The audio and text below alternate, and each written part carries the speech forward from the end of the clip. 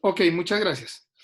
Entonces, muchachos, fíjense que aquí sí, viene a operar lo que determinamos la tarifa legal. Si ven, muchachos, que acá sí hay una exigencia, acá está diciendo, para que usted pueda hablar de costumbre, la tiene que demostrar con estos tipos eh, probatorios. Pero obviamente se abre mucho la puerta en el entendido que dice documentos.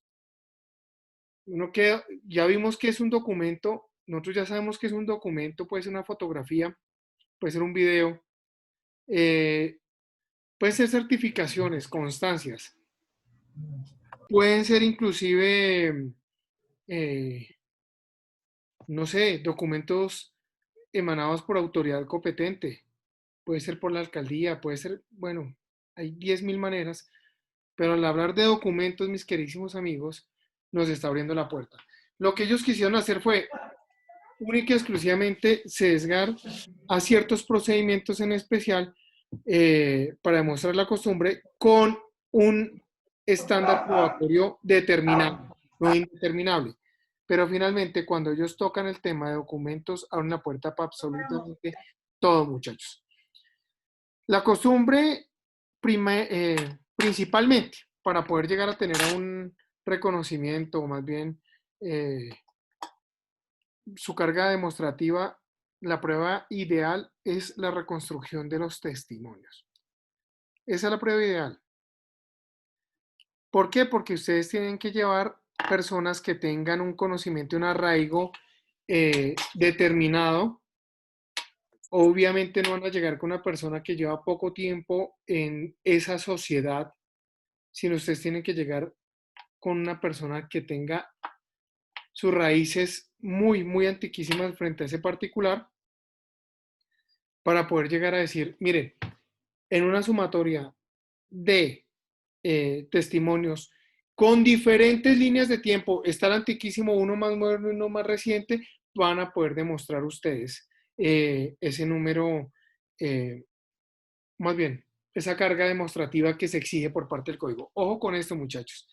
El código le está diciendo con un conjunto de testimonios, no está diciendo cuántos, pero tenemos que entender que son más de dos. ¿Listo? No dicen cuántos, pero más de dos. Muchachos, pero en temas mercantiles también se va a hablar de costumbre. El artículo 179, por favor, ¿alguien me regala la lectura?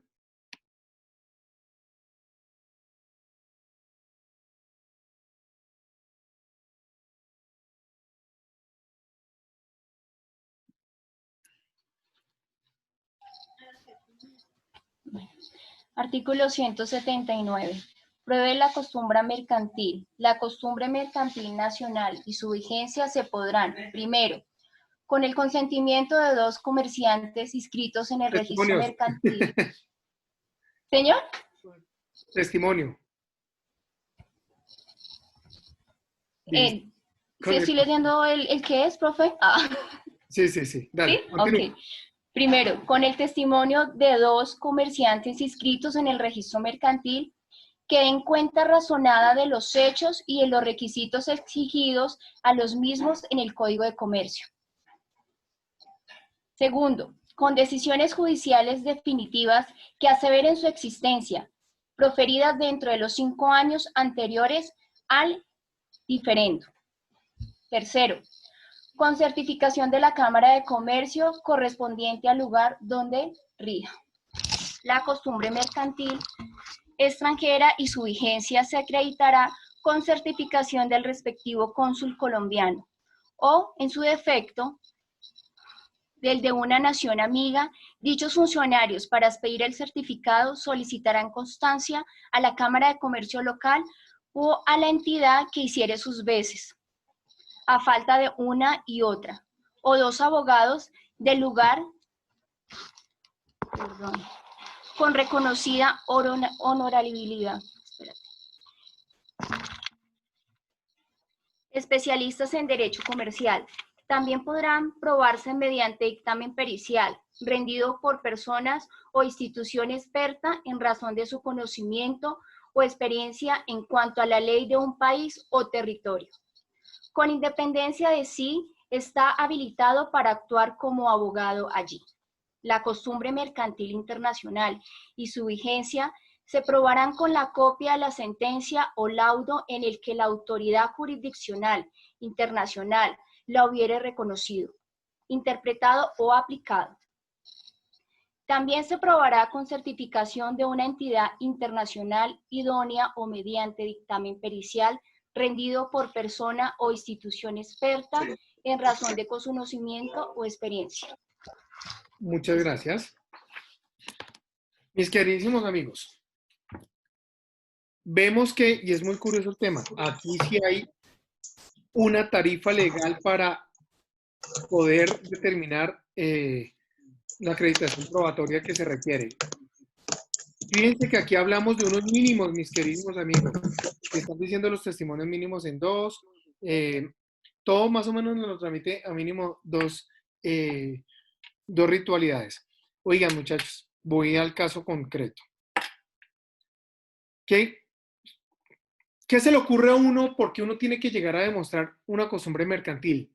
¿Qué se les viene a la cabeza? ¿Qué pueden llegar ustedes a pensar? Oigan, Doctor, buenas noches. yo, Rafa, Doctor, en algún momento hay un caso que fue muy sonado, que fue como en los años 90, 92, donde unos japoneses exportaron café y los comerciantes colombianos, creo que la carga, no me acuerdo cuántas toneladas de café eran, y venían en bultos.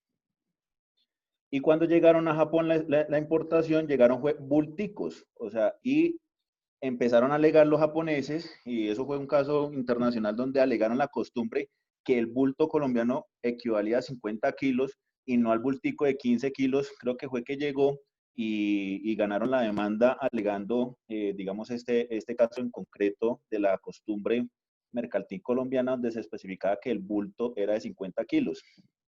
Ese era el caso, doctor. perfecto. Un super caso, clarísimo además.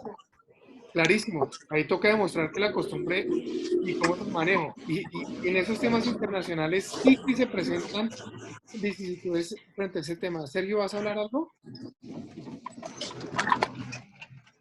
No, Sergio no está conectado. Muchachos, conocí un caso. El caso era el siguiente. Ustedes conocen las empresas que distribuyen oxígeno. Oxígeno. Señor. Pues resulta que esas empresas a veces llevan un carro tanque y ese carro tanque suministra a unos cilindros gigantes toneladas de oxígeno. En los hospitales hay unas balas gigantes que ustedes van a encontrar y ese es el oxígeno. Esas balas gigantes, oxígeno. Pero sin embargo, mis queridísimos amigos, también se transportan balas pequeñas, pues que son más o menos de la estatura de una persona, que son más que todo para el servicio domiciliario. ¿Se han visto? Sí, señor, y en las UCIs también lo utilizan, doctor. Perfecto. Bueno, queridísimos amigos, resulta que la costumbre que se maneja mercantilmente y se sigue manejando en la actualidad con relación a esos cilindros es la siguiente. Un hospital, por ejemplo, siempre contrata los servicios de oxígeno no con solo una empresa, porque esa empresa llega a tener una falla y se queda sin oxígeno. Normalmente, mínimo tiene 3 empresas que prestan exactamente el mismo servicio. Suministran los mismos cilindros, muchachos, los cilindros son similares. Cada empresa llega a suministrar sus cilindros. Cada empresa llega. Pero entonces la empresa llega y deja 30 cilindros, queridísimos amigos, por ejemplo. Y la costumbre es que se lleva los 30 cilindros de la otra empresa. Y así sucesivamente.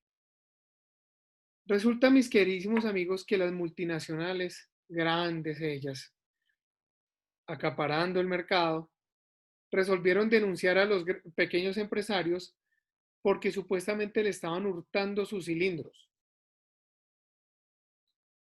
Y derivado de eso, venían unas acciones de índole civil que pretendían hacer valer.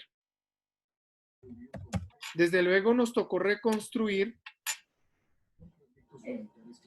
con los mismos testimonios de los mismos involucrados empresarios en los hechos, cómo era el manejo de esa situación al interior de cada hospital o centro médico donde se distribuía. ¿Y cómo era el manejo? Resulta que las multinacionales estaban manifestando que ellos no cogían los cilindros de los pequeños empresarios. Y era mentira. Para enfrentar el procedimiento penal, porque también se derivó un penal, nos tocó demostrar con libro de población de las minutas de vigilancia de los hospitales, logramos demostrar que efectivamente ahí se hacían las anotaciones cuando llegaban las multinacionales a recoger los cilindros de las otras empresas. Y se logró solicitarle a la Fiscalía que realizara una inspección judicial, y en la inspección judicial que se le realizaron se logró determinar que tenían muchísimos cilindros de todas las empresas. Entonces, posterior a ello, se radicó una denuncia por falsa denuncia contra persona determinada y se tuvo un éxito rotundo frente a ese tema. Pero se logró demostrar que mercantilmente, porque obviamente los cilindros tienen un valor y el valor es de $50 cada cilindro en vacío. Eso es lo que vale poner un cilindro acá en Colombia, pues no sé ahorita con el tema del dólar, eso era cuando estamos llevando el caso ya hace unos años.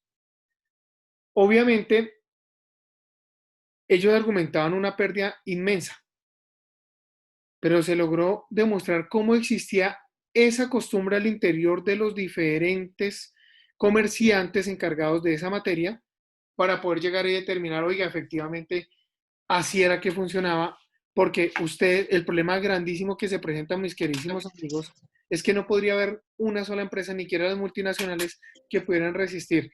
Venir a dejar en el día de hoy un pedido de 30 cilindros para pasado mañana llegar a entregar otros 30 cilindros y pasado mañana luego de ello otros 30 cilindros, ¿cuál sería el staff que tocaría tener de cilindros? Pues sería inaudito poder llegar a cumplir dicha meta. Entonces es un ejemplo clarísimo de cómo el Código General del Proceso sí tiene previstas esas situaciones. Fíjense cómo en el sistema penal no.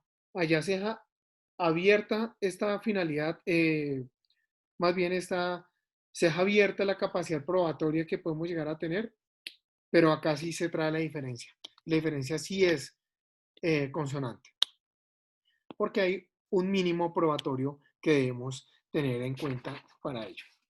¿Alguien más tiene algún caso que quiera compartirnos que podamos analizar a ver si sí se trata de una costumbre mercantil?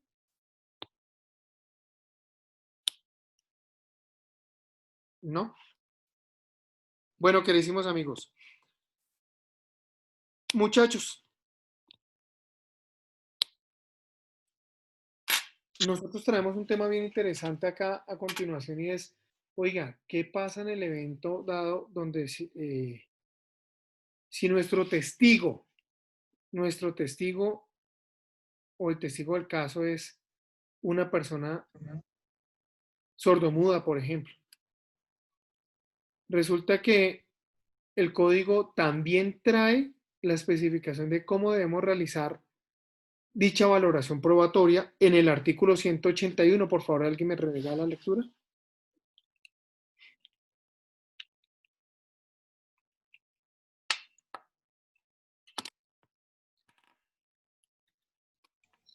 Doctor, del Código General del Proceso.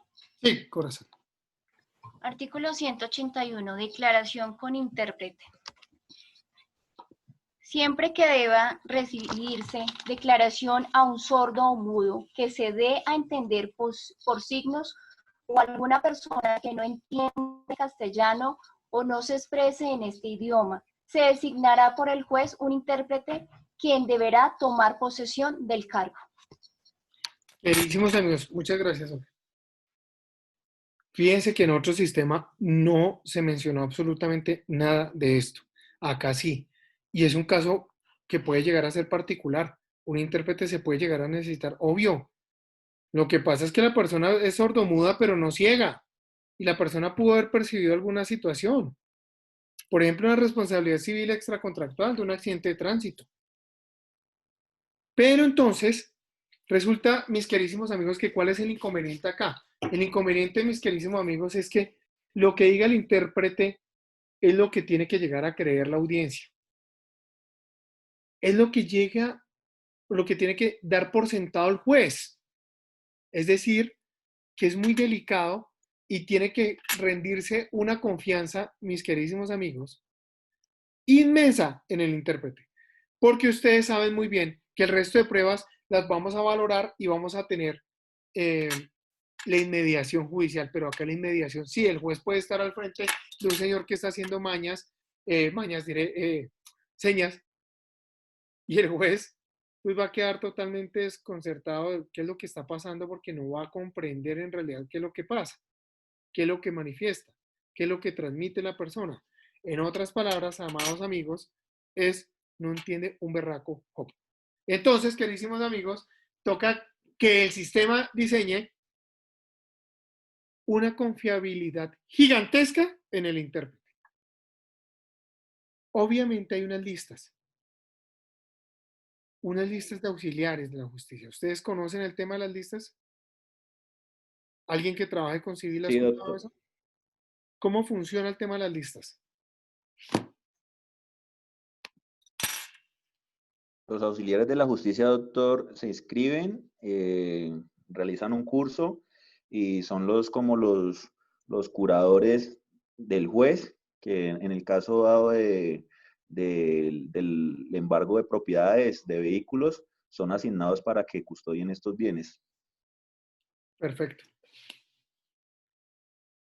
Pero también las listas vienen a tenerse en cuenta que hay traductores oficiales, que hay este tipo de intérpretes, todos esos son asignados ya determinables sobre esas listas que el juez va a trabajar, mis queridísimos amigos.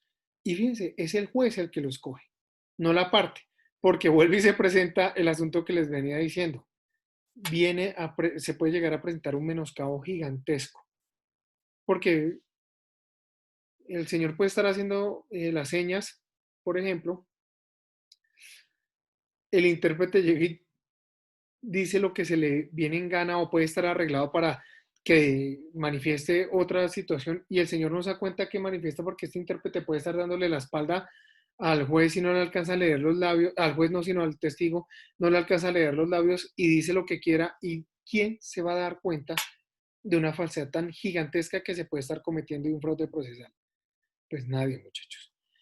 Entonces, por eso se le deja al arbitrio que sea el mismo juez, bajo su responsabilidad, el que designa a dicho funcionario, que viene ostentando la calidad de funcionario en ese instante. Claro que sí. Muchachos, ahorita creo que fue Rafa el que trajo el tema de la costumbre mercantil y habló del tema en el exterior. Habló de la costumbre con los orientales. Pero nosotros necesitamos determinar, por ejemplo, cómo poder llegar a demostrar una carga, quién la puede llegar a tener.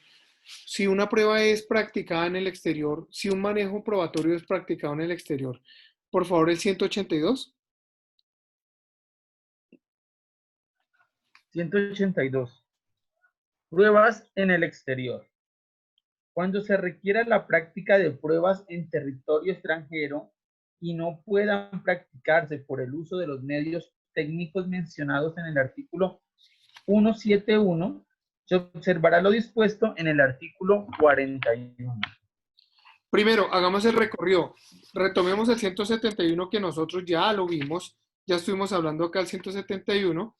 Les recuerdo, titula, juez debe practicar las pruebas. Y habíamos dicho, ¿se acuerdan muchachos que el juez debía realizar las pruebas en el juzgado?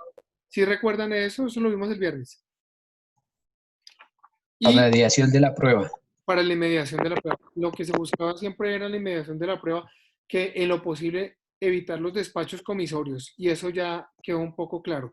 Pero por favor, vámonos al 41, mis queridísimos amigos, lectura, por favor.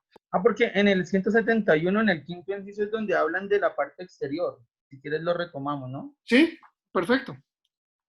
Entonces, Hagámoslo. en el 171, en el inciso quinto, dice, las pruebas practicadas en el exterior deberán ceñirse a los principios generales contemplados en el presente código, sin perjuicio de lo dispuesto en los tratados internacionales vigentes. Perfecto. Entonces, ¿Listo? 41. vamos al 41, pero antes hacemos el paréntesis. Ojo, los principios siempre los vamos a tener acá y nosotros vamos a ver, oiga, ¿qué es lo que busca la prueba? Primer lugar, nosotros ya vimos todo el tema de principios. Segundo lugar, hay una situación muy particular y es, ¿qué es lo que busca la prueba? ¿Cómo se aduce la prueba? ¿Cuál es la legalidad probatoria? ¿Cuál es la licitud probatoria? Esos son los parámetros que vamos a mirar, acompañados de los principios que nosotros ya vimos que son hartísimos. Eso es lo que va a determinar porque todos esos que nosotros vimos están inmersos en el desarrollo de la codificación. A lo largo de la codificación vamos a encontrar cada uno de esos principios. Por favor, el 41. Comisión en el exterior. Cuando la diligencia haya de practicarse en territorio extranjero, el juez, según la naturaleza de la actuación y la urgencia de la misma, y con arreglo a los tratados y convenios internacionales de cooperación judicial, podrá: 1. Enviar carta rogatoria por conducto del Ministerio de Relaciones Exteriores a una de las autoridades judiciales del país donde ha de practicarse la diligencia, a fin de que la practique y devuelva por conducto del agente diplomático o consular de Colombia o el de un país amigo. 2. Comisionar directamente al cónsul o agente diplomático de Colombia en el país respectivo para que practique la diligencia de conformidad con las leyes nacionales y la devuelva directamente. Los cónsules y agentes diplomáticos de Colombia en el exterior quedan facultados para practicar todas las diligencias judiciales para las cuales sean comisionados. Para los procesos concursales y de insolvencia se aplicarán los mecanismos de coordinación, comunicación y cooperación previstos en el régimen de insolvencia transfronteriza. Muchas gracias. ¿Qué podemos observar, muchachos? Fíjense que esta normatividad está hablando de una práctica probatoria o práctica probatoria, no de una situación que ya esté probada en el exterior. Porque aquí está señalando es simplemente ese escenario en el cual el juez tiene que llegar a raíz de la inmediación por parte de un tercero que viene siendo el comisionado para poder desarrollar el medio probatorio y poder crear una prueba. Ojo, no se vayan a confundir con lo que ya se probó en el exterior, porque si ya se probó, ¿cuál sería el mecanismo, queridísimos amigos? Ya estuvimos hablando de eso al respecto hace un tiempito. ¿Cuál sería el mecanismo? Si ya es una prueba, por ejemplo, una sentencia condenatoria, muchachos, en el exterior, ¿cómo la traemos a un proceso acá, en Colombia? Con el S4. ¿Cómo, perdón? S4. No entendí. S4. Ajá. Doctor, se trae la prueba a través de los organismos públicos, Contraloría, Procuraduría, a través de, y ellos también le solicitan al consulado correspondiente del país para traer la prueba. Me siento honrado de tener la prueba certificada. Ojo. Doctor, convenios internacionales. Sí. Ojo, importantísimo el apostillaje. Acuérdense de eso, para que pueda llegar a tener una validez probatoria en Colombia.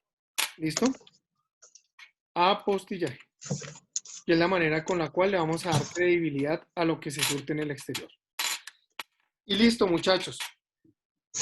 Y traducido al idioma castellano. Exactamente. Si existe, si está en otro idioma, tiene que ser traducida. ¿Y quién la va a traducir? Un traductor oficial. Oficial. Perfecto. Muy bien. Muy bien, muy bien. Bueno, muchachos, el siguiente instituto jurídico. Bueno, quiero hacerles un paréntesis.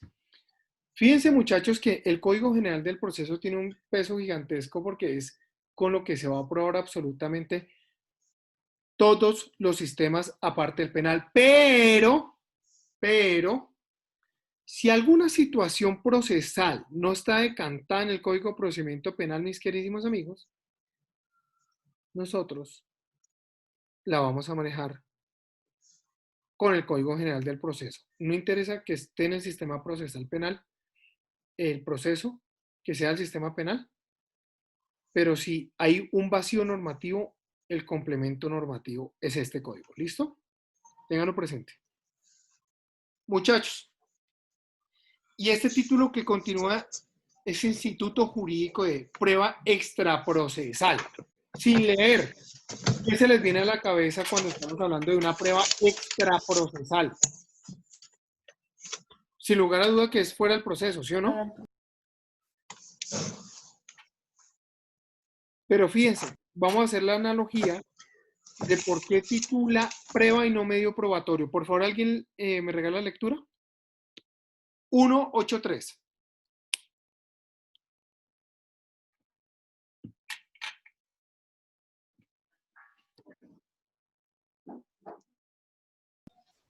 Artículo 183, pruebas extraprocesales. Podrá practicarse pruebas extraprocesales con observancia de las reglas sobre citación y prácticas establecidas en este código. Cuando se solicita en concitación de la contraparte, la notificación de esta deberá hacerse personalmente. De acuerdo con los artículos 291 y 292, con no menos de 5 días de antelación a la fecha de la respectiva diligencia. Única y exclusivamente nosotros vamos a mirar, mis queridísimos amigos, en esos artículos de notificación, vamos a llegar a decir, oiga, resulta que el título, y vamos a comprender, oiga, el título nos está hablando de una prueba, y resulta que nosotros a ese escenario no tenemos ninguna prueba. Lo que se pretende es practicar un medio probatorio para que se convierta en prueba. Eso técnicamente está así decantado, pero el legislador lo puso al contrario. Si nosotros vamos a observar en el artículo llega y dice, le da cabida a las pruebas extraprocesales, pero viene siendo los medios probatorios, porque no estamos diciendo que ya hayan sido probados en otros escenarios, sino está diciendo, venga, necesitamos comparecer, hacer comparecer para su práctica, hacer comparecer lo que por analogía vamos a entender no se ha practicado. Y lo que vamos a observar es, muchachos, que tiene que existir un auto por intermedio del juez autorizando el medio probatorio y ordenando la citación. Y así es que se va a desarrollar, mis queridísimos amigos, ese comedio de un medio probatorio extraprocesal. Independientemente, repito, independientemente que el código diga que es una prueba, ustedes técnicamente, cuando vayan a hablar sobre ese instituto jurídico, van a llegar y hacerlo como verdaderos profesionales, hablando de medio probatorio. ¿Listo? No de la prueba, mis queridísimos amigos. Van a ser más técnicos. Muchachos, y en días pasados hablamos del interrogatorio de parte. Habíamos dicho, oiga, el interrogatorio de parte sí tiene unas reglas. Y la regla está en el 184. Por favor, ¿alguien me regala lectura? Correcto, doctor. Interrogatorio de parte. Quien pretenda demandar o tema que se le demande podrá pedir por una sola vez que su presunta contraparte conteste el interrogatorio que le formule sobre hechos que han de ser materia del proceso. En la solicitud indicará concretamente lo que pretenda probar y podrá anexar el cuestionario sin perjuicio de lo que lo sustituya total o parcialmente en la audiencia. Perfecto. Fíjense, queridísimos amigos, oiga, la contraparte puede interrogar. Fíjense la gran diferencia con el otro sistema, amados amigos. Oiga, resulta, mis queridísimos, que allá la persona guarda silencio y ya. Ustedes se imaginan un representante de víctimas sentando al indiciado, venga, háblenos de este tema, pues el tipo, ¿qué va a confesar? La conducta punible. Resulta que acá, en ese interrogatorio que está señalado en ese artículo, sí hay una obligación y un deber legal de decir la verdad. Y hay la posibilidad entonces de sentar a la persona. Y lo más chistoso, mis queridísimos amigos, es que en la legislación anterior, antes al Código General del Proceso, eso estaba instituido en el artículo 284. Y el artículo 284 llegaba y daba la siguiente luces. No, como lo está diciendo esta normatividad, decía, aquí en esta dice, podrá anexar el cuestionario sin perjuicio de que lo sustituya total o parcialmente en la audiencia. Resulta, mis queridísimos amigos, que en el sistema anterior era única y exclusivamente de resorte en la audiencia lo que se había solicitado en el cuestionario. Y acá ya se dejó abierto. ¿Qué es lo que está pasando en la práctica, muchachos? En la práctica, si ustedes van a hacer variación de ese cuestionario en plena audiencia y el juez se da cuenta o la contraparte se da cuenta, puede requerir para que por intermedio del juez lo requieran a ustedes y expongan los motivos, circunstancias y razones fundadas que dan pie para que ustedes puedan hacer una variación de dicho trámite procesal. ¿Listo? Ojo, antes no estaba así señalado. Antes se manejaba por el artículo 284 del Código de Procedimiento Civil y no estaba así decantado. Aquí ya hay se dejó como más abierto el abanico. Mis queridísimos amigos, por favor, el artículo siguiente, el 185, dice declaración sobre documentos. ¿Qué se nos va a venir sobre la cabeza sobre una declaración sobre documentos? Es lo que nosotros vamos a señalar en otro sistema como la acreditación. ¿Se acuerdan de la acreditación, mis queridísimos amigos? ¿Se acuerdan del testigo de referencia? ¿Sí recuerdan ese escenario? Por ejemplo, si nosotros vamos a hablar del peritaje, ¿qué es lo que hace el perito en audiencia sobre su peritaje? ¿Alguien me regala su intervención? ¿Qué piensan? Sostener, digamos, doctor, el dictamen que hizo, la evaluación que él hizo acerca de la situación, es lo que va es a sostener un interrogatorio, doctor, a sostener su posición. Listo. Doctor, emite un concepto sobre determinado tema que le expongan para que tenga que emitir el concepto. Perfecto. Profe, acreditar los estudios adquiridos para así darle credibilidad a la prueba. Perfecto.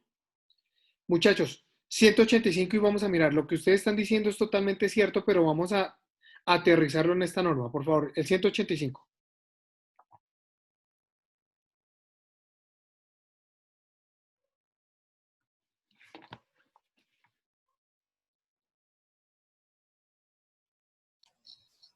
Artículo 185. Declaración sobre documentos. Quien pretenda reconocer un documento privado deberá presentarlo e identificarse ante la autoridad respectiva. Sin perjuicio de la presunción de autenticidad, cualquier interesado podrá pedir que se cite al autor de un documento privado. Uy, se te escucha. Al mandato. ¿Me escucha muy lejos? Ya, repite ese último pedacito, por favor, que se te entrecortó. Ok, doctor.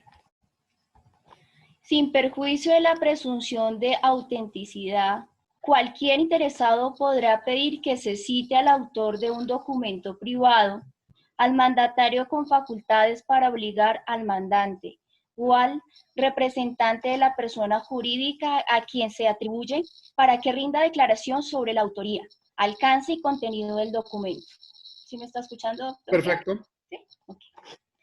El reconocimiento del documento por parte del mandatario producirá todos sus efectos respecto del mandante si apareciere probado al mandatario. La declaración del citado será recibida previo juramento. Si el documento está firmado a ruego de una persona que no sabía o no podía firmar, ésta deberá declarar si se extendió por su orden. Si el asignatario obró a ruego suyo y si en cierto su contenido, cual el citado no pudiere o no supiere leer, el juez deberá leerle el documento. En los demás casos bastará que el compareciente declare si el autor del documento o si se elabore por su cuenta, o si es suya la firma o el manuscrito que se atribuye. El reconocimiento de la autoridad del documento hará presumir cierto el contenido. Si el citado no concurre a la diligencia o si a pesar de comparecer se niega a prestar juramento o a declarar o de respuestas evasivas, no obstante la amonestación del juez, se tendrá por surtido el reconocimiento y así se declarará en nota puesta a pie del documento. Dentro de los 3 días siguientes a la fecha se señalará la diligencia. El citado podrá probar el menos sumariamente que su inasistencia obedeció a causa justificada. Si así lo hiciere, el juez señalará por una sola vez nueva fecha y hora para el reconocimiento, por medio de auto que se notificará por el Estado. En el proceso en que se aduzca un documento previamente reconocido en legal forma, ya sea expresa o tácitamente, no procederá la tacha en cuanto al autor jurídico ni el desconocimiento. Gracias. Muchachos, fíjense, sí se requiere una acreditación documental. Sí se requiere. Sí se requiere. Vamos a buscar esa originalidad para poderle dar credibilidad al medio probatorio. Sí lo vamos a poder realizar. No estamos viendo unas reglas cómo se puede llegar a manejar, pero vuelvo al escenario. ¿Cómo manejamos el tema del perito aquí, en este sistema? ¿Lo aplicamos frente a esta norma o cómo lo aplicamos? Porque hay un tema bien interesante. Están diciendo, oiga, usted lo puede llegar a llamar para reconocer si esa es su firma. Si él creó el documento, ¿sí o no? ¿Se puede manejar el tema del perito? ¿Ustedes qué opinan? ¿Sí o no?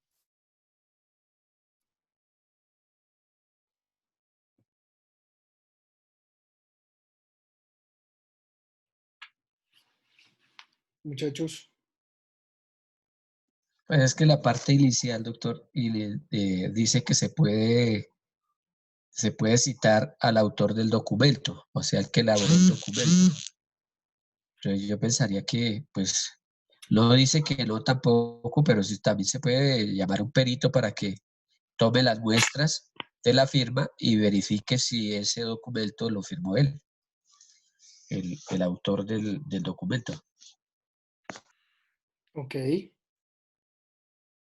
Pues muchachos, ojo, en tratándose de un respaldo probatorio como es la acreditación por parte de un perito sobre un peritaje que realizó, no nos vamos a remitir a dicha normatividad. Ojo, ¿en qué escenario sí lo vamos a llegar a realizar?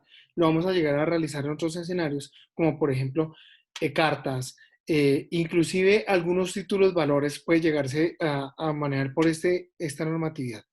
Pero muchachos, cuando vamos a hablar de peritaje, hay una norma independiente para eso.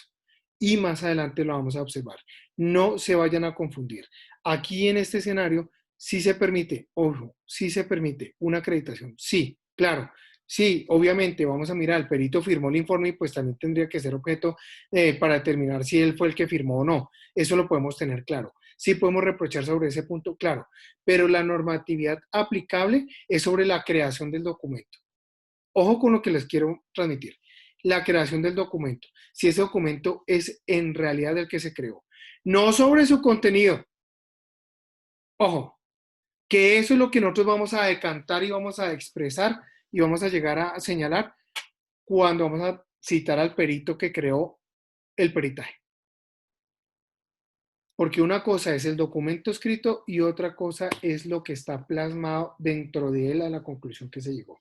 ¿Sí lo comprendemos, muchachos, o alguna pregunta? Sí, doctor, sí lo comprendo. O sí lo comprendo, ¿no? Sí, sí, señor. Listo.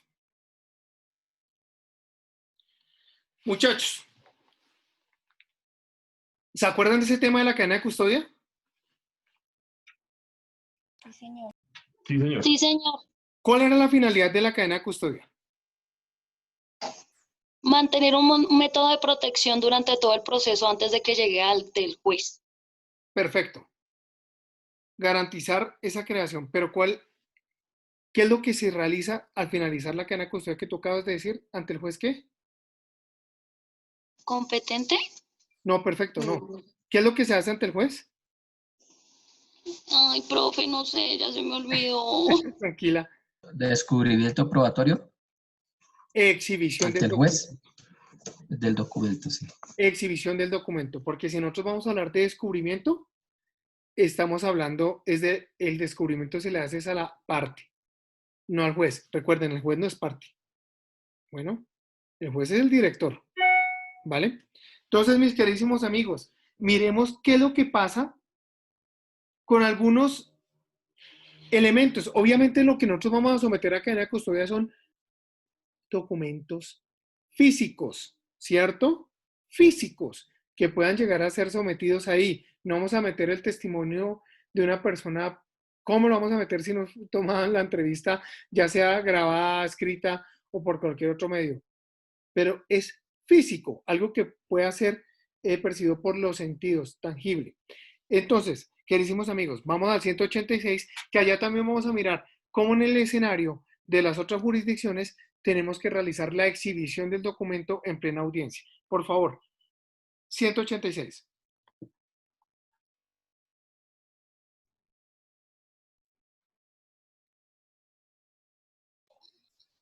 Artículo 100. ¿Alguien más va a leer? No, siga, es que estoy aquí en el móvil, no me funciona bien el sonido. Vale, Mario. Artículo 186. Exhibición de documentos, libros de comercio y cosas muebles. El que se proponga demandar o tema que se le demande podrá pedir a su presunto contraparte o de terceros la exhibición de documentos, libros de comercio y cosas muebles. La oposición de la exhibición se resolverá por medio de incidente.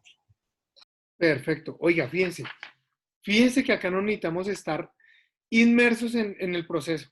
Se dieron cuenta que es inclusive una persona que antes de, pero sí se tiene que resolver mediante incidente. Allá es donde va a decir, un momentico, el juez va a decir, oiga, sí puedo admitir un elemento material probatorio que no estaba decantado porque no ha llegado a las litis todavía, pero sí puedo llegar a que se introduzca, se exhiba ese documento ante mí, señor juez, y yo, mediante incidente. Es un incidente, muchachos. No es un auto normal, es un incidente. ¿Por qué? Porque si nosotros estamos observando y volvemos a lo mismo, estamos llegando al entendido que no hay litis. Entonces, fíjense, este es el primer parámetro que nosotros vamos a llegar a decir. Es el comienzo. Aquí es la primera etapa donde podemos llegar a determinar cómo es que llega a manos del juez en el primer escenario un documento. ¿Listo? Es la primera, por decir, la primera puerta. Puede llegar de esta manera. Vamos a llegar y a lo largo del desarrollo normativo vamos a encontrar otras situaciones, como va llegando cada vez más y cada vez más un medio probatorio a conocimiento del juez. Porque lo que ustedes pueden observar y siempre es, oiga, el juez puede tener el documento, pero su práctica se va a desarrollar en juicio.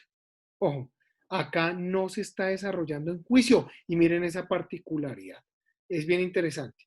Eso es como por decir, muchachos, por ponerles un ejemplo, que no es así en la vida real, pero que lo pensáramos. Es como si en la medida de aseguramiento de la fallada es el juez de conocimiento y se le descubre elementos materiales probatorios por parte de la fiscalía a la contraparte y luego se le corre traslado al juez.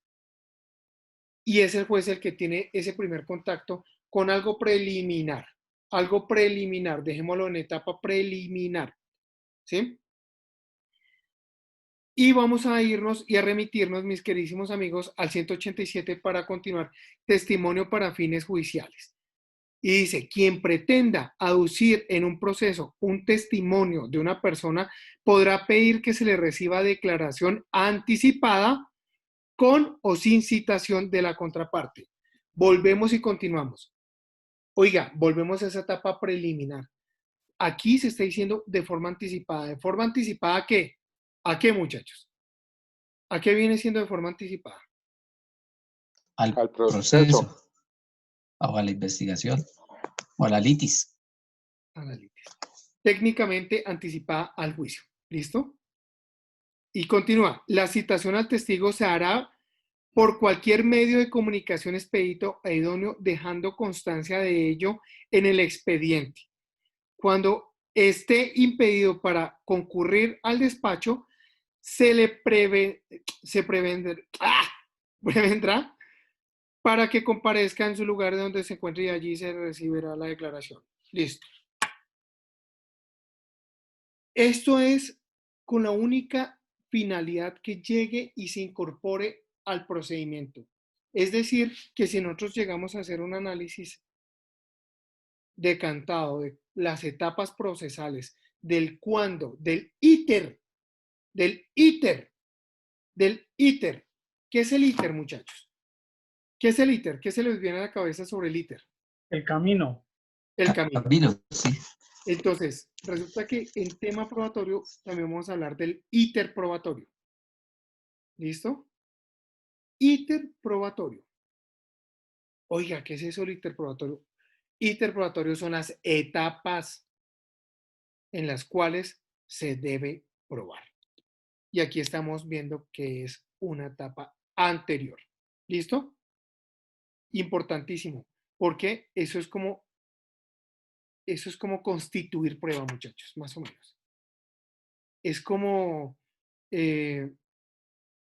bueno, los abogados juiciosos pueden llegar a recoger pruebas antes de no esperar única y exclusivamente el totazo, sino estar prevenidos y ya llegar con un buen ataque para dar el totazo. Vámonos, el siguiente artículo es testimonios sin citación de la contraparte. No nos vamos a enfrascar en ese tema, simple y llanamente vamos a ver que así como se permitió en una etapa anterior, también lo vamos a poder desarrollar más adelante. Podemos llegar a decir, ese testimonio se puede incorporar sin que la contraparte tenga esa citación. No es nada importante. Inspecciones judiciales y peritaciones. Venimos a tener la concatenación de lo que veníamos hablando. Por favor, el 189.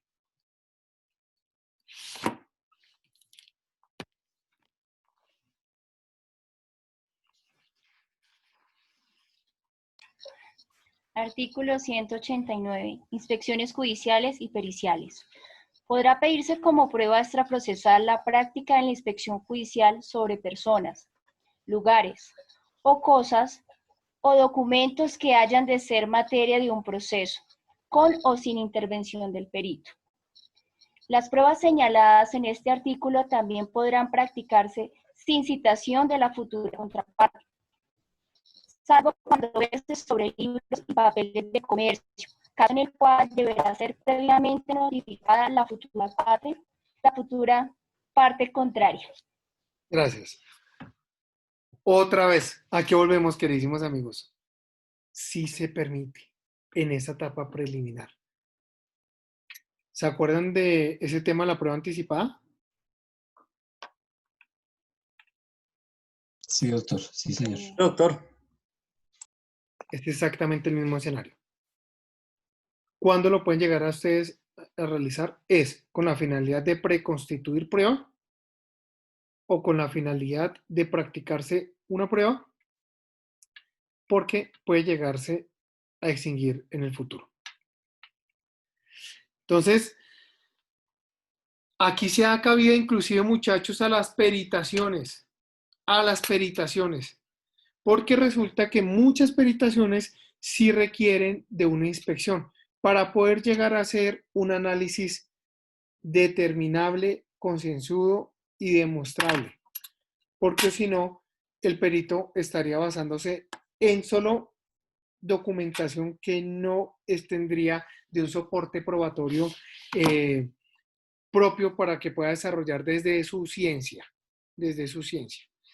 Entonces, queridísimos amigos, si lo permite, nos vamos a ir, oiga, nos vamos a armar, nos vamos a ir con todo y peritaje, porque sé que ese tipo me va a demandar, pero como me va a demandar, y no, y pues, digamos, no tiene la certeza de lo que va a poder demostrar allá, con una demanda, simple y llanamente me puede llegar a perjudicar. Le pego primero. Pero fíjense lo importantísimo. Profesor, la siguiente reflexión. El día de ayer, en Noticias 1, entrevistar a la fiscal del líder que asesinó el ejército en norte de Santander. Y la fiscal dice estas palabras: le solicitamos a la comunidad que por favor, para que no facilite el trabajo de la fiscalía, no vaya al lugar donde fue asesinado el líder comunal, porque se pueden, ¿cómo se llama? Se pueden modificar las pruebas. ¿Acaso la fiscalía, digamos, hablando de todo este tema, de ese tema pericial, la fiscalía no acordona el lugar? ¿O es que en esas zonas el ejército sí no es Dios y patria y ahí así le toca hacerle casito a otras personas? Ahí yo no entendí esa expresión de la fiscal rogándole o pidiéndole permiso o dándole una indicación a la comunidad de que no vaya allá porque daña las pruebas. Cuando existe un asesinato no acordonan el lugar, no, para recoger todas las pruebas. Esa es la pregunta. Claro, Javi, sin lugar a duda existe un acordonamiento, pero fijémonos, si es un lugar que es público, el acordonamiento no puede hacerse indefinido. Y entonces sí puede llegar a existir una alteración de la prueba. Es desacertada la apreciación de la señora fiscal desde el punto de vista que si se empieza una investigación, manden todos los investigadores, peritos y demás idóneos y necesarios para poder recolectar en debida forma todos los medios probatorios que puedan llegar a existir en dicho lugar, mediante que la inspección al lugar de los hechos. ¿Sí? Ok, y otra pregunta. Profe, permítame una pregunta, qué pena. Dale. Es que yo vi también la misma noticia que dice el compañero, pero es que llegaron primero las personas del municipio a verificar, a hacer como los primeros auxilios a esa persona. Una vez que llegaron y verificaron esto, recogieron el elemento que vendrían siendo los casquillos, era lo que creo que fue lo que vi, habían como unos casquillos, y ya con eso están haciendo como una alteración. Es claro que no, mientras que llamaron a fiscalía, mientras que se hizo como eso es un municipio, tienen que primero llamar a Policía Nacional a hablar para que llegue fiscalía y después vayan a hacer el debido proceso. En ese lapso de tiempo, muchas cosas pasaron en ese lugar.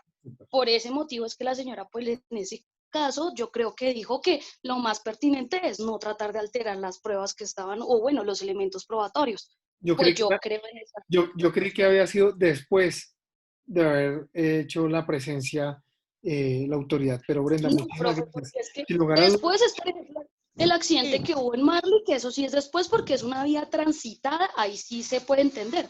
Pero en un proceso que es rural y no hay un momento de paso y realmente no ha llegado fiscalía, pues es pertinente que no se acerquen a ese lugar. Pero ya modificaron todo para mí, claro, profe. se contamina. Se contaminó. Se contamina toda la escena y por ende todos los medios probatorios que pueden llegar. Porque uno como abogado, ¿qué va a hacer? Si ese casquillo que se lo entregó la persona tal, y ahí uno ya empieza a generar la duda de cara a demuéstreme que ese casquillo era de eso, si fue el de la escena, lo está aportando un tercero que nada tiene que ver en el escenario, no se guardó una cadena de custodia, 10.000 pendejadas, se está aportando una persona que no es la víctima, entonces ya no puede ingresarse al proceso. Bueno, muchas cosas y gracias. Hay mucho de largo y mucho de ancho, pero para no debatir el tema, voy a la siguiente pregunta, porque ahí sí tengo una duda muy grande y esa pregunta la tengo guardada para su señoría, y es lo siguiente, o para cualquier compañero que nos pueda colaborar. El líder asesinado en una población donde no podía entrar la fuerza pública donde esos grupos residuales no dejaban entrar a nadie y el cuerpo allá se pudrió y les tocó recogerlo con palita. ¿Ahí qué pasa con todo ese acervo probatorio? O sea, nuestra autoridad no puede llegar, la fiscalía no puede llegar, nadie puede llegar. Es decir, que ese crimen prácticamente queda impune porque no se pueden recoger las pruebas necesarias de la escena del crimen. Sin lugar a dudas no se puede hallar responsabilidad penal a una persona sin medio probatorio que lo respalde y que lleve a más allá de cualquier duda razonable a un juez de la República. Pero si vamos a hablar de un homicidio, la prueba número uno es el cadáver. Luego vienen pruebas accesorias como si es aquí con arma de fuego, los casquillos. Vamos a encontrar inclusive el lago hemático, donde está la sangre, también es un medio probatorio que se fija y se toma muestra para determinar, bueno, bastantes situaciones y ya los genetistas van a llegar a mirar con más especificación qué es eso. Pero si no se recolecta el medio probatorio, tiene que quedar impune. Es sencillo, tiene que quedar impune. Gracias, profesor, muy amable. Porque no podemos llegar a punta de suposiciones a hallar una responsabilidad de carácter penal. Entonces, por eso la obligación del Estado de hacer presencia allá es muy, muy necesario, sí o sí, que el Estado, si no vienen situaciones de índole patrimonial contra el Estado en una demanda contra el Estado. Pero sí tiene que encontrarse el medio probatorio de respaldo. Mis queridísimos amigos. Doctor, buenas noches. ¿Qué hubo? Doctor, en esos casos, por experiencia laboral, ¿qué sucede? En un caso, yo trabajé en un pueblo en Nariño, donde efectivamente la policía ingresó desde el 2010 y el 2010 hacia atrás se cometieron tantos delitos que lo único que pudo hacer la fiscalía cuando ingresó allá fue que el cabecilla de esa zona se le imputaba el delito de desaparición forzada. Nunca encontraron el cuerpo y hacía presencia ese grupo paramilitar allá, pues ese grupo guerrillero, que les decían desaparición forzada. No existe el delito de homicidio porque no aparece el cuerpo. ¿Qué hizo la fiscalía? Desaparición forzada y no dejaron el delito impune. Súper, gracias Diego. Aunque miremos, Dieguito, la prosperidad de todos esos procesos, o qué falta de abogados, porque hubiese sido muy bueno haberle contrarrestado ese punto de vista a la fiscalía, porque pues sí se puede reconstruir a punta de testimonios diciendo que pudo haber llegado la desaparición forzada, pero no creo que en todos los casos hubiesen tenido toda la suerte de determinar que habían testigos viendo lo sucedido. Pero muy bueno, muy bueno. Y sin lugar a duda, una buena herramienta con la cual armonizaron una casuística para poder llegar a decir que se tiene que acreditar una responsabilidad de carácter penal. Muy bueno. Mis queridísimos amigos, y entonces en el artículo que estamos viendo, nosotros estamos diciendo aquí, oiga, se puede citar si se le da a uno la berraca gana a la contraparte. ¿Se acuerdan de eso en lo que acabamos de leer? Si quiere, lo cita. Si no, calladito y espera el totazo más adelante en contestación de demanda, llegar con toda. ¿Cierto? Eso lo podemos manejar así. Pero muchachos, también hay pruebas que se pueden practicar de común acuerdo. Y las vamos a ver en el 190, mis queridísimos amigos. Por favor, lectura.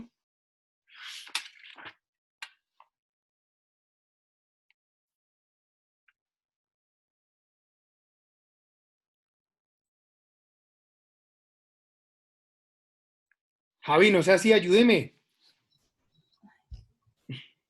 Doctor, qué pena, ¿qué artículo? 191. ¿Qué, perdón? No, el 190. Sí. ¿Eddie lo lees? ¿O lo leo yo? No, léelo, por fin. Bueno. Artículo 190. Pruebas practicadas de común acuerdo. Las partes de común acuerdo podrán practicar pruebas o delegar su práctica a un tercero, las que deberán ser aportadas antes de dictar la sentencia. Lo dispuesto en este artículo no se aplicará cuando una de las partes esté presentada procurador ad litem. Perfecto. Única y exclusivamente en los casos de curador ad litem no hay dicho convenio. Pero fíjense, muchachos, particularidad, antes de dictar sentencia. Antes de dictar sentencia. ¿Por qué creen que es antes de dictar sentencia? Para que sea tenida dentro de esa sentencia como prueba. Ese es el primer pilar. Para que sea valorada. Sea valorada. Sea valorada. Sí, sí, ok. ¿Listo? Ese es el punto, mis queridísimos amigos. Y se puede... Disculpe, doctor. Dime, Rodri. Doctor, buenas noches. Doctor, ahí en esa parte del 190, donde dice que antes de dictarse sentencia, lógico, estamos en procesal general. No ocurre lo mismo cuando hay sentido de fallo, ¿verdad? No. Gracias. Ok. Queridísimos amigos, sigue el capítulo 3 que habla de un problema de interpretación que sí necesito que tengamos claridad. Y es capítulo 3, declaración de parte y confesión. Nosotros habíamos hablado acá de con algunos aportes personales, sobre qué era la diferencia de cada uno de ellos, ¿se acuerdan?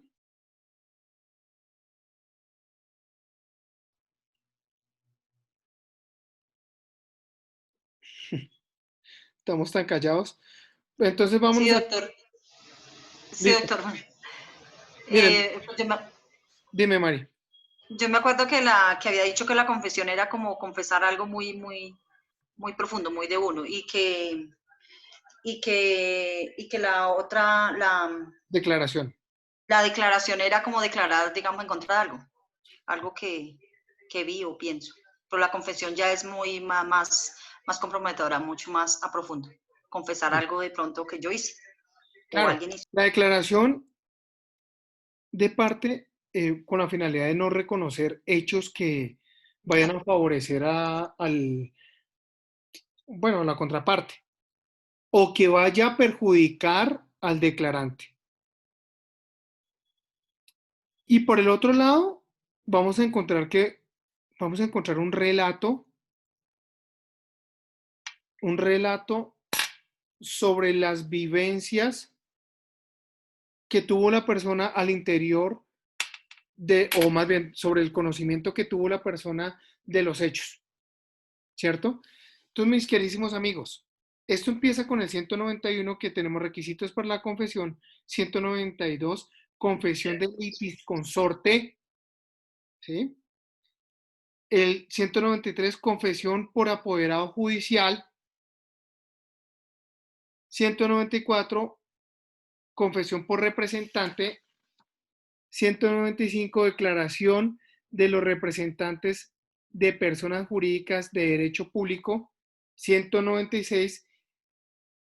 Bueno, muchachos, dejémoslo hasta ahí, porque ya aquí vamos a tomar otro tema que es la indivisibilidad de la confesión y divisibilidad de la declaración de parte. Aquí vamos a ver ya otros temas, pero entonces, muchachos, de cara a la confesión, vamos a encontrar que el código nos lo permite en 1, 2, 3, 4 escenarios, queridísimos amigos, 4 escenarios. Y los requisitos para esos 4 escenarios van a ser los mismos y están decantados en el 191. 191, por favor, lectura, alguien. Y vamos, por favor, sobre un punto y paramos y hacemos la analogía y traemos un ejemplo, ¿listo? 191. Requisitos de la confesión. La confesión requiere que el confesante, que el confesante tenga capacidad para hacerla y poder dispositivo sobre el derecho que resulte de lo confesado. 2, que... Un momento. ¿Sigo? Dame un segundo, Juan. Ok. Capacidad para hacerla. ¿Qué se les viene a la cabeza cuando hablamos de capacidad para hacerla? Que sea legalmente capaz, doctor. Sí, que tenga sí, consciente, libre, consciente. Que no sea interdicto. Y sea expreso. Exactamente. Listo. Entonces, primer escenario. Tiene que ser capaz. y poder dispositivo sobre el derecho que resulte de lo confesado. ¿A qué demonios nos lleva el código con eso? ¿Qué es el poder dispositivo sobre el derecho que resulte de lo confesado? Que asume las consecuencias de acuerdo a su confesión. No. Poder dispositivo es que tiene en sí, consigo. Tiene consigo. Tiene el derecho que resulte de lo confesado. ¿Y qué puede llegar a resultar sobre lo confesado? Por ejemplo, una adeudación, ¿no, muchachos? Sí, doctor, sí, señor. Entonces, Eddie prestó la plata y bueno. Y llego yo y confieso que sí, me prestó la plata y que no le he pagado. Eddie, ¿cómo se ve beneficiado ahí en el asunto? Uy, Alrededor de la esa deuda. prueba me sirve para hacerme pagar la plata. Perfecto, pero entonces fíjense, muchachos queridos, que está diciendo, es como si lo que determináramos en el sistema penal es, un momentico, autoincriminarse, ¿se acuerdan? Sí, señor. Sí, señor. Es como si Y no fuera en se esta puede. materia una aceptación, ¿cierto? Sí, pero eso sería el civil, sí, no importa, ¿no? Exacto. Entonces aquí se está admitiendo prácticamente todo, ¿verdad? Continuemos, Javi, numeral segundo. 2. Que verse sobre hechos que produzcan consecuencias jurídicas adversas al confesante o que favorezcan a la parte contraria. Perfecto. Lo que nosotros veníamos diciendo, venga, pero en la confesión entonces la gracia no es dárselo, no es que se diferencia con la declaración, que la declaración busca es precisamente esto, la declaración busca que no se perjudique a la persona. Y fíjense que en la confesión sí se perjudica a la persona. Y esto, encaminado y analizado con el artículo anterior, con el numeral anterior, vamos a encontrar que efectivamente sí se genera ya en ese proceso esa declaración que va a revestirse de confesar ¿qué? Los hechos sucedidos. Lo que usted confiesa son hechos. ¿Alguien levantó la mano?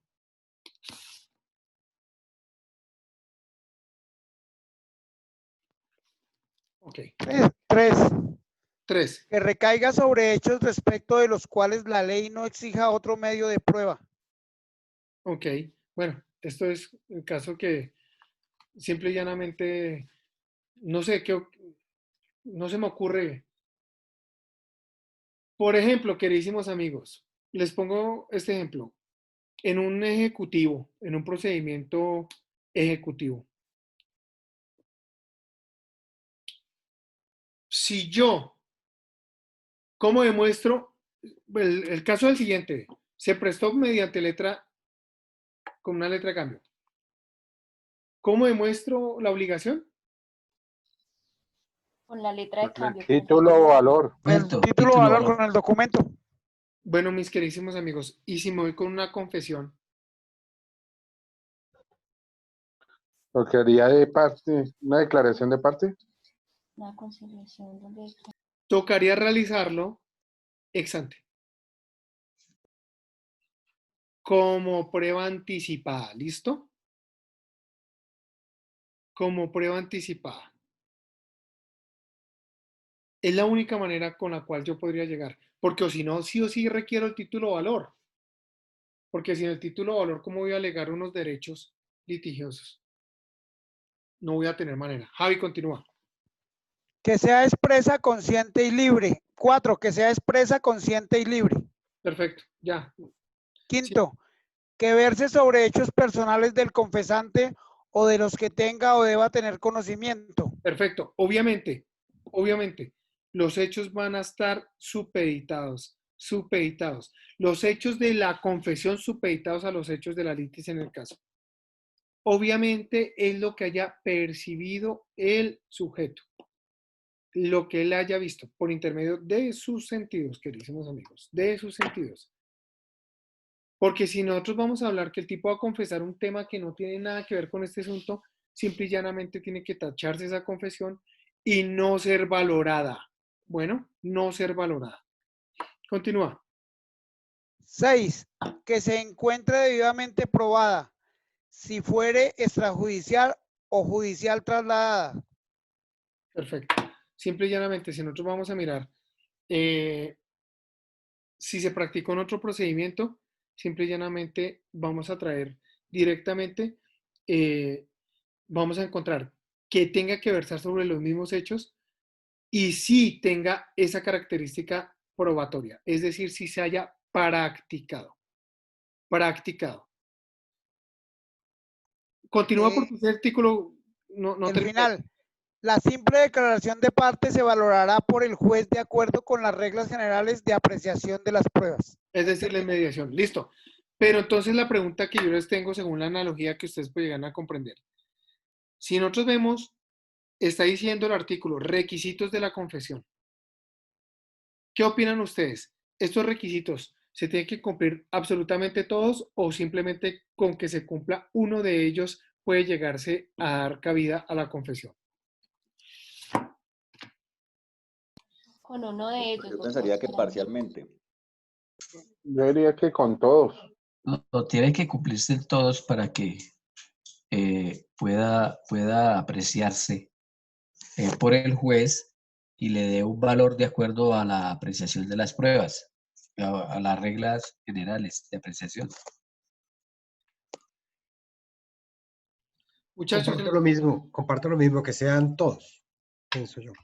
Miren, antes, mis queridísimos, en el Código de Procedimiento Civil esto se manejaba en el artículo 195 y el aporte que hace esta normatividad, el Código General del Proceso, sí, son muy pocas cosas. Por ejemplo, el primer escenario que modificó fue el tercer punto en el de cara donde decía que verse sobre los hechos personales del confesante o de los que tenga conocimiento. ¿Qué agregó esta normatividad? Que tenga o deba tener. O deba tener. Importante, o deba tener, porque ustedes pueden llegar a saber que hay personas que pueden tener conocimiento de una situación en particular que pueden ser objeto de litis. Entonces esa persona, por lo que vio, está obligado a comparecer y confesar la situación. Y el otro punto que nos trae es de cara en el sexto punto y es aparte en el sexto punto, cuando hablamos de prueba judicial trasladada, y continúa, la simple declaración de parte se valorará por el juez de acuerdo con las reglas generales de la apreciación de la prueba. Obviamente, no sé ni por qué admiten o incorporan esta situación. Absolutamente todas las pruebas tienen que tener esa rigurosidad de valoración probatoria, mis queridísimos amigos. Pero si ustedes me preguntan, en mi criterio, mis queridísimos y amados amigos, para que exista la declaración deben cumplirse absolutamente los 6 pasos mancomunadamente. Los 6 pasos. Porque no hay una lectura que podamos desarrollar aislada, sino tiene que ser en conjunto. Y el mismo artículo está señalando por parte del legislador, está diciendo, oiga, la confesión requiere. Pero si fuera que nos fuera a dar cabida alguno nada más de los ítems, diría la confesión requiere por lo menos alguno de estos pasos. Pero en la práctica, queridísimos amigos, hay jueces que les gusta desarrollar la confesión con simplemente la interpretación con alguno de estos numerales y no se van al análisis complementario y constitucional que tiene que desarrollar toda la norma. Tengo el micrófono abierto. Entonces, muchachos, en síntesis, normativamente tiene que cumplirse todos. No hay exclusión de absolutamente ninguno. Tiene que cumplirse todos esos pasos. Pero si se la quieren jugar, se la pueden jugar. ¿vale? Porque hay juzgados que tienen esa interpretación sistemática diversa, diciendo, no, es que no hay necesidad, no son excluyentes y tampoco son vinculantes. Muchachos, y el litisconsorte va a declarar, porque si nosotros vamos a mirar aquí, en ese punto en especial, cuando la persona deba tener conocimiento, podemos ver que es una persona que inclusive no es la que llega y hace el negocio jurídico, sino pues estuvo en el momento que se celebró el negocio jurídico y tiene que ir a confesar todavía, aparte de su declaración, no lo miremos como una declaración, ¿listo? Porque nosotros vamos a encontrar las diferencias que se van a suscitar en el mismo código. Pero muchachos, si necesitamos que confieses el mismo litisconsorte, es decir, la contraparte, vamos al 192, por favor.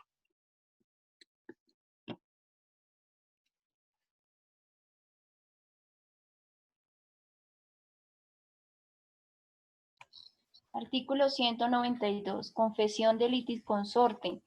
La confesión que no provenga de todos los litisconsortes necesarios tendrá valor de testimonio de tercero.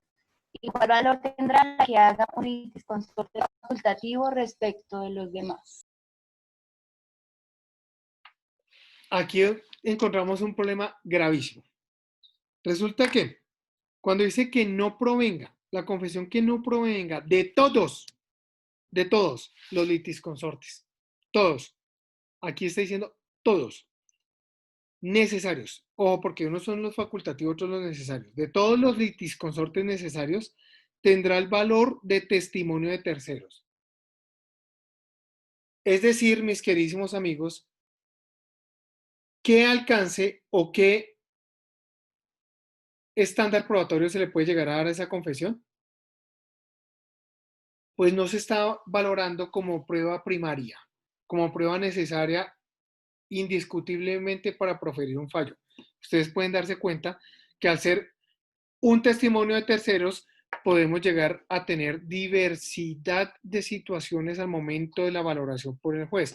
Por ejemplo, el juez puede llegar a decir qué le consta al testigo, qué le consta directamente o qué le consta aparte de los hechos que puedan llegar a tener relevancia. Si nosotros vamos a la materia penal, vamos a encontrar, oiga, el tercero puede llegar a ser un testigo, inclusive de oídas. Inclusive de oídas. Entonces, por eso es que acá se le da esa valoración. Si no están todos metidos en el mismo cuento, no se puede llegar a tener esa gran variedad probatoria que puede llegar a tener una confesión propiamente dicha, sino ya lo dejamos a una valoración un poco más extrema, en la cual vamos a encontrar que hay muchísimos parámetros para poder impugnarles credibilidad y atacarlos en el desarrollo de un juicio. Muchachos, propongo suspender en este momento. Continuamos mañana, vamos a ver, no, mañana no.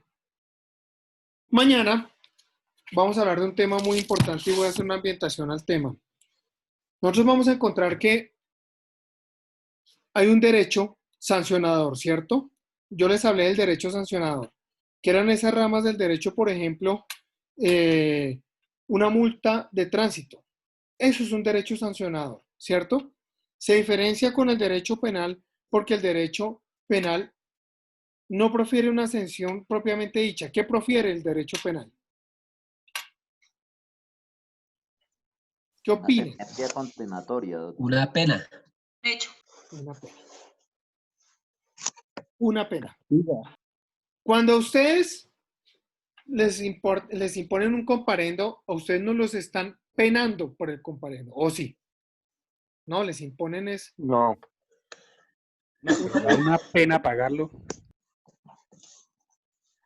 Pero entonces, si nosotros vamos a ver, así en muchas situaciones, tenemos que diferenciar el derecho sancionador, inclusive el derecho del derecho penal y algunas otras ramas. Si nosotros podemos ver, el derecho sancionador proviene directamente del Estado, ¿cierto? ¿Estamos hablando de derecho administrativo, sí o no? ¿Ustedes qué opinan? Es administrativo, sí, sería una sanción administrativa. Perfecto. Sin lugar a duda, administrativo. Pero estamos hablando de demandas de responsabilidad civil, por ejemplo. Estamos hablando de todo lo que abarca el derecho administrativo. Pues vamos a ver que hay algunas excepciones. ¿Y cómo lo vamos a ver? El día de mañana nos va a acompañar el doctor Carlos Arias. El doctor Carlos Arias es abogado administrativista, es abogado penalista y se encuentra cursando un doctorado en Derecho. Doctor, yo tengo una pregunta. Por ejemplo, ¿qué día el presidente modificó el comparendo tipo 4, donde dice que si en el término de un mes uno no cancela el comparendo, será remitido para proceso penal en la fiscalía, donde le imputan a uno el cargo de delito público, de salud pública? Entonces, en ese caso se daría tema administrativo y penal. Ese es uno de los casos precisamente que vamos a mirar, porque yo que le traigo desde lo penal. Yo le traigo desde lo penal qué es el incumplimiento de una medida sanitaria, porque ese es el punto, ¿sí o no? Estamos hablando de una medida sanitaria. Correcto. Resulta que para el incumplimiento de la medida sanitaria vamos a encontrar una gran diferencia cuando opera el derecho sancionador y cuando opera el derecho penal. Y la gran diferencia radica en qué. Hay unas particularidades que nos llevan a complementar el derecho sancionador para llegar a decir que no fue suficiente el derecho sancionador, que se requiere la intervención de otro derecho, como por ejemplo la persona que está contagiada y que sabe de su contagio y sale a la exposición. Porque si nosotros vemos que la persona no está contagiada o que por lo menos no está en sospecha de contagio, pues simple y llanamente entra a operar el derecho sancionador. Entonces, cuando el presidente llega y dice, oiga, lo vamos a mandar más allá, resulta que estamos dándole cabida a algo que va a tornar totalmente inconstitucional de cara a que el derecho penal no va a revisar que porque usted no pagó la multa, no viene a operar el derecho penal. ¿En qué eventos puede llegar a funcionar así cuando usted no paga cierta situación, viene a entrar a operar el derecho penal? Pues en la DIAN. por ejemplo, porque Con una los deuda impuestos de la normal, DIAN natural, también. una deuda que sea regida por el derecho civil no puede ser consorte en el derecho penal, ¿o sí? A menos que se le No. sumen otros ingredientes. No, las deudas Evasión por de los impuestos, diarios. sí, doctor. ¿No? Ese es un punto, en una evasión de impuestos.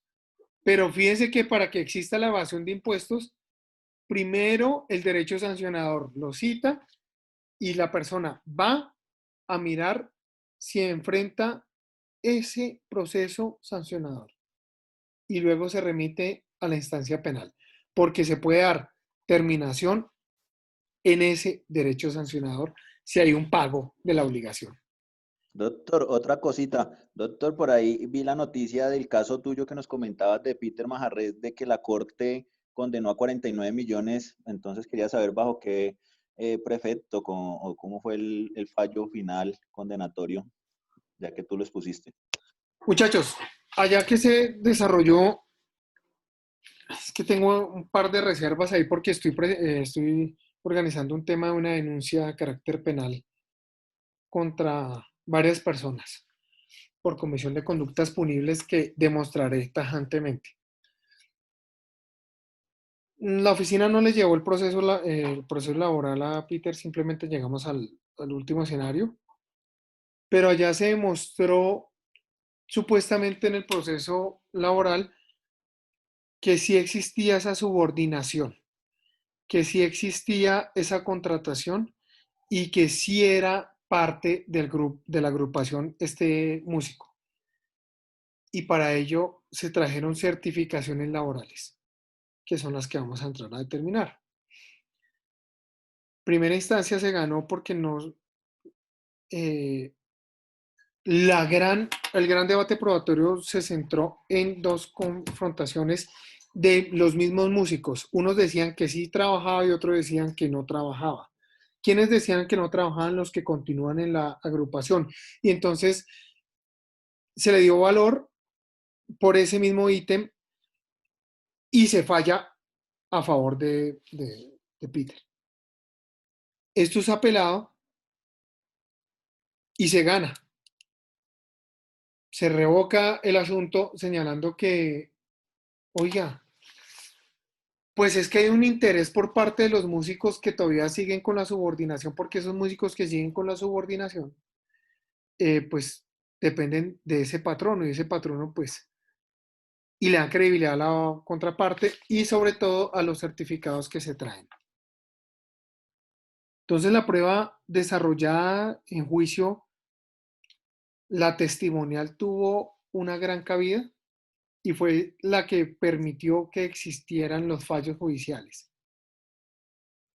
Pero si la Corte no sabe que se cometieron conductas punibles, pues la Corte no puede llegar a fallar otra cosa más que lo que se pretendió llegar a demostrar ahí. Entonces, mi labor es ahorita demostrarle a absolutamente todo el mundo que existieron conductas punibles. Vale, doctor, muchas gracias. Y existieron falsedades. No quiero contar más. Mis queridísimos amigos, nos vemos mañana.